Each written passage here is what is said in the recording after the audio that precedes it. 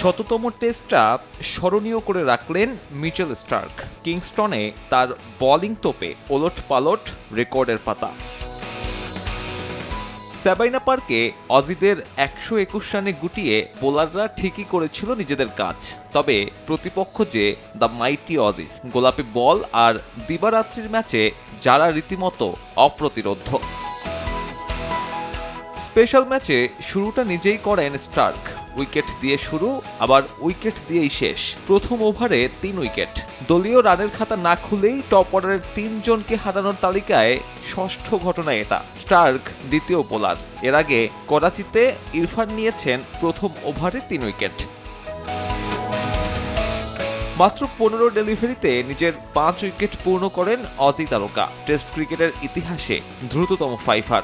আগের রেকর্ডে যৌথভাবে ৩ জন, যাদের সবাই ৫ উইকেট পূরণে বল করেছেন অন্তত ১৯টা।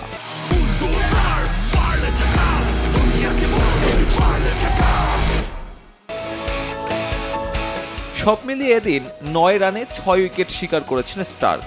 নিজের টেস্ট ক্যারিয়ারের সেরা বোলিং ফিগার। ক্যারিয়ারের শততম টেস্টেও এটা সর্বকালের সেরা। পেছনে ফেলেছেন মুরালীধরনকে। ২০০৬ সালে চট্টগ্রামে বাংলাদেশের বিপক্ষে ৫৪ রান খরচায় নেন ৬ উইকেট। এদিন ৪০০ উইকেটের ক্লাবে পা রেখেছেন অস্ট্রেলিয়ান পেসার। এই মাইলফলকে দ্বিতীয় দ্রুততম বোলার তিনি। তার সামনে প্রোটিয়া তারকা ডেল স্টেইন। সব মিলিয়ে চতুর্থ অজি ক্রিকেটার হিসেবে নিলেন ৪০০ টেস্ট উইকেট। স্টার্কের এত সব কীর্তিতে ঢাকা পড়ে গেছে স্কট বোল্যান্ডের কীর্তি। পিঙ্ক বলে পূরণ করেছেন প্রথম হ্যাট্রিক। সব মিলিয়ে ১০ম অস্ট্রেলিয়ান বোলার হিসেবে টেস্ট হ্যাট্রিকের মালিক এই পেসার। সবশেষ রেকর্ডটা এসেছিল ১০ বছর আগে। স্টার্ক বোলারদের দিনে রেকর্ড করেছে ক্যারিবীয়রাও। অল্পের জন্য ভাঙতে ব্যর্থ টেস্ট ইতিহাসের সর্বনিম্ন রান। ৭০ বছর আগে কিউইদের রেকর্ড এখনও রয়ে গেছে নাম্বার 1-এ। ইনিংসে সব মিলিয়ে ৭ জন ব্যাটার ফিরেছেন শূন্যতে। যে কোনো টেস্ট ইনিংসে সংখ্যাটা সর্বোচ্চ। ওভারের হিসেবে তৃতীয় সর্বনিম্ন। অল আউট হতে তাদের লেগেছে মাত্র ১৪.৩ বল।